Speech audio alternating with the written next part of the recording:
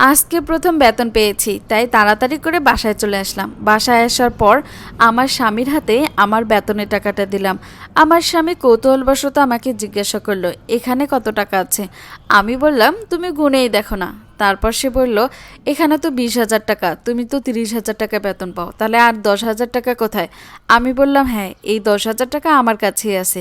5,000 টাকা আমি আমার হাত খরচের জন্য রেখেছি, বাকি 5,000 টাকা আমি আমার মা বাবাকে দেবো। তখন আমার স্বামী একটু রেগে গিয়ে বলল, বিয়ের পরে তো মা বাবা করো কেন? বিয়ের পর কোনো মেয়ের মা বাবা থাকে না। এই কথাটা শোনার পর আমার মা বাবার জন্য যে 5,000 টাকা রেখেছিলাম সেটাও তার হাতে দিয়ে দিলাম। তারপর আমার স্বামী বলতেছে, তোমার হাত খরচের টাকা লাগে কি জন্য? আমি তো তোমার যাতায়াত ভাড়া, কসমেটিক, কাপড় চোপড় সবই কিনে দিই, তাহলে তোমার হাত খরচের জন্য কিসের টাকা লাগবে? তখন আমার জন্য যে 5,000 টাকা রেখেছিলাম সেটাও তার হাতে দিয়ে দিলাম। পরদিন তার কাছ থেকে বাস ভাড়া নিয়ে তার হাতে একটা লিস্ট ধরিয়ে দিলাম, এক মাসে আমার যতগুলো কসমেটিক, যতগুলো প্রয়োজনীয় জিনিস আছে সেগুলো নেওয়ার জন্য। দিনে যে খাওয়ার টাকা, বাস ভাড়ার টাকা দেয় সেখান থেকে আমি কিছু টাকা জমিয়ে রেখেছি। তাই আজকে অফিস থেকে ফেরার সময় মনে করলাম 2টা শাড়ি কিনবো, তাই একই মতন 2টা শাড়ি কিনে বাড়িতে গিয়ে সরাসরি শাশুড়ির রুমে ঢুকলাম। গিয়ে বললাম, এই যে মা দেখেন আমি কি কিনছি।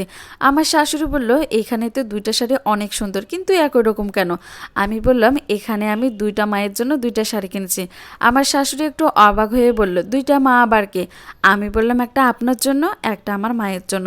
তখন আমার শাশুড়ি একটু রেগে গিয়ে বলল, বিয়ের পরে তো মা মা করো কেন?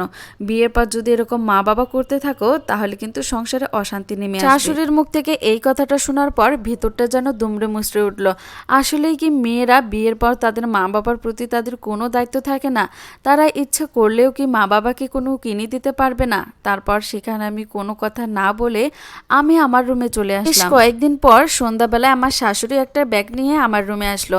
আমার শাশুড়ি বলতেছে, এই দেখো একটা শাড়ি, এটা আমার মেয়ের জামাই আমাকে দিয়েছে। আমি বললাম, মা আপনি এটা কি করছেন? আপনি কেন শাড়িটা নিয়েছেন? আপনি জানেন না বিয়ের পর মা বাবার প্রতি কোনো দায়িত্ব থাকে না? এই শাড়িটা যে আপনি নিয়েছেন, এখন তো আপনার মেয়ের সংসারে অশান্তি হবে। কথাটা বলার পর আমার শাশুড়ির মুখটা কালো হয়ে গেল। আমাকে বলতেছে, তোমাকে অত চিন্তা করতে হবে না, বলেই সেখান থেকে চলে গেল। পরের দিন সকালে আমরা সবাই নাস্তা করতেছিলাম। আমার বাবা আসলো। আমার বাবা এসে বলতেছে, কি রে মা, কেমন আছিস? আজকে তোর সাথে একটা ইম্পর্টেন্ট কথা বলতে আসলাম। আমার বাবাকে বললাম, কি বাবা বলো? আমার বাবা বলতেছে, তোর মাও অসুস্থ হয়ে গেছে, আমিও অসুস্থ, আমরা আর কয়দিনে বা বাঁচবো। তাই আমরা দুজনেই সিদ্ধান্ত নিয়েছি, আমাদের যতগুলো জায়গা জমি আছে সবগুলো কিন্তু তোমার নামে লিখে দিব। তাড়াতাড়ি নাস্তা কর, আর হ্যাঁ, সাথে কিন্তু জামাইকেও নিয়ে যাব। তখন আমি বলে উঠলাম, না বাবা, আমি তোমার জায়গা জমি নিতে পারবো না, আর তোমার জামাইও কিন্তু যাবে না। তখন আমার বাবা একটু অবাক হয়ে বললেন, কেন রে মা, কোনো কিছু কি হয়েছে? আমি বললাম, না বাবা, তেমন কিছুই হয়নি। তুমি কি জানো না, বিয়ের পর একটা মেয়ের মা বাবা থাকে না, তারা পর হয়ে যায়।